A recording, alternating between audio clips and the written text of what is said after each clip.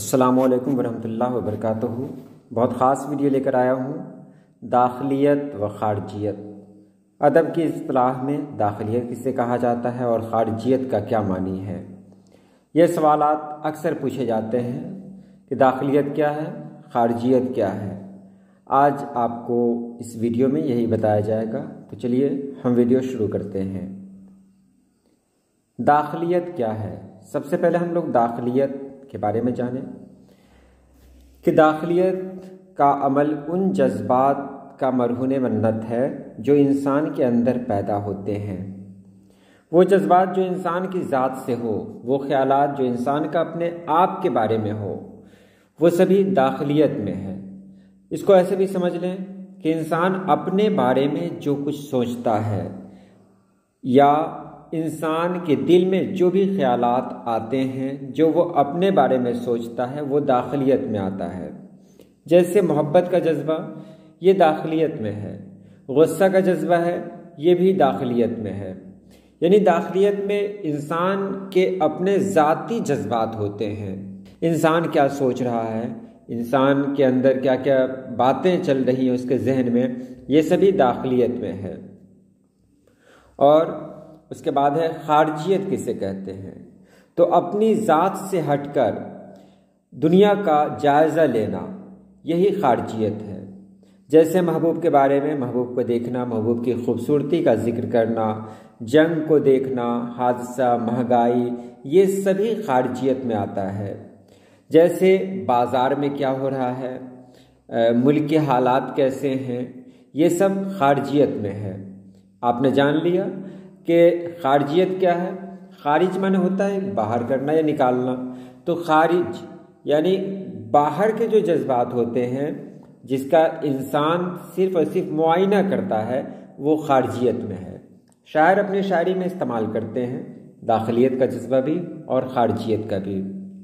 جیسے مثال کے طور پر میں آپ کو بتا دوں کہ اگر یہ کہا جائے، یہ شعر کہا جائے، خدا ہی جانے یگانہ میں کون ہوں کیا ہوں، خود اپنی ذات پہ شک دل میں آئے ہیں کیا کیا، تو یہ کہا جائے تو یہ داخلیت میں ہے، کیونکہ انسان اپنے بارے میں بات کر رہا ہے، اپنی زندگی کے بارے میں بات کر رہا ہے، اپنے ذاتی خیالات ہیں جو اس کے بارے میں بات کر رہا ہے، تو یہ داخلیت ہے۔ خارجیت کے بارے میں اگر کوئی مثال دینی ہو تو یہ مثال دے سکتے ہیں، کشتی کو مجھے آج چلانا بھی نہیں ہے اور لوٹ کے اس پار کو جانا بھی نہیں ہے، میں ہوں میرا بچہ ہے کھلونے کی دکان ہے، اب پاس میرے کوئی بہانہ بھی نہیں ہے، تو یہ خارجیت کی مثال ہو سکتی ہے۔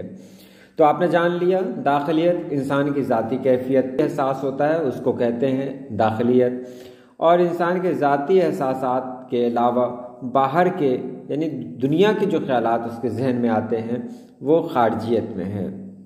اس کو بہت باریکی سے دیکھیے گا، سمجھیے گا کہ خارجی دنیا میں واقعات، اشخاص اور اشیاء ہیں، یعنی کوئی چیز ہے یا لوگ ہیں، یہ سب خارجی دنیا سے تعلق رکھتے ہیں۔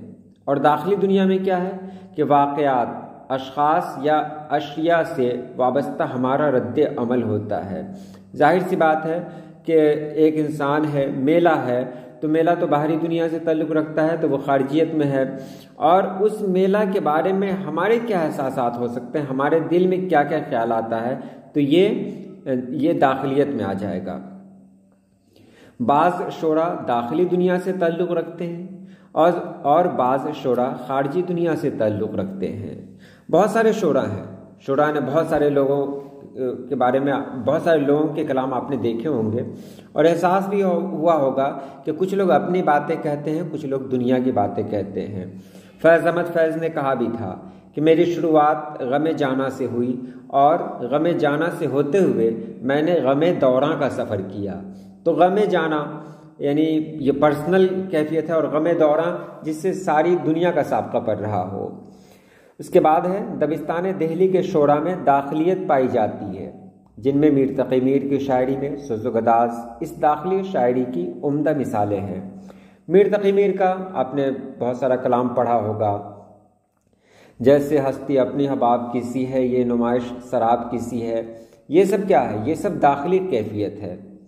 اور دبستان لکھنؤ کے شعراء کے کلام میں خارجیت پائی جاتی ہے، جن میں مرزا دبیر کے مرثیوں میں گھوڑوں کی تعریف خارجی شاعری کی عمدہ مثالیں ہیں۔ اب گھوڑا تو انسان کے اندر ہوتا نہیں ہے، گھوڑے کی بات کریں تو یہ خارجی چیز ہے، یعنی باہر کی چیزیں ہیں۔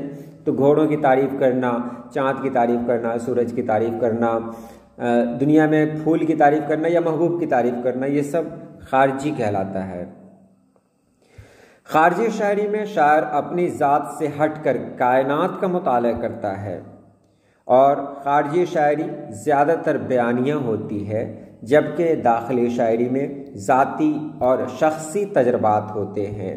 یہ آپ نے جان لیا کہ خارجی شاعری میں انسان کائنات کا مطالعہ کرتا ہے۔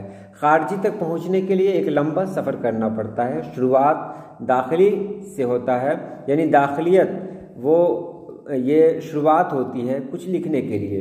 انسان پہلے اپنے بارے میں لکھتا ہے، اپنے جذبات کو پیش کرتا ہے، اس کے بعد وہ دنیا کی طرف دیکھتا ہے کہ دنیا کیسی ہے، اور دنیا کو اپنی نظر سے دیکھتا ہے۔ اب یہ بھی دیکھ لیں کہ داخلیت اور خارجیت کا تعلق ہے، ایک دوسرے سے جڑاؤ ہے۔ ایسا نہ ہو کہ یہاں ہم کنفیوژن میں آ جائیں کہ یہ داخلیت ہے۔ میں نے پہلے بھی کہا کہ اگر ہم کسی انسان کے بارے میں لکھ رہے ہیں، کسی دوسرے انسان کے بارے میں، یہ خارجیت ہے، لیکن اس انسان کے بارے میں میرے ذاتی کیا خیالات ہیں تو یہ داخلیت ہو جائے گا۔ یعنی خارجیت اور داخلیت دونوں ایک دوسرے کے لیے لازم و ملزوم ہے۔ تو آج کے لیے اتنا ہی، انشاءاللہ پھر ملتے ہیں ہم کسی نئی ویڈیو میں۔ اللہ پاک آپ سبھی لوگوں کو خوش رکھے، آباد رکھے۔ اللہ حافظ۔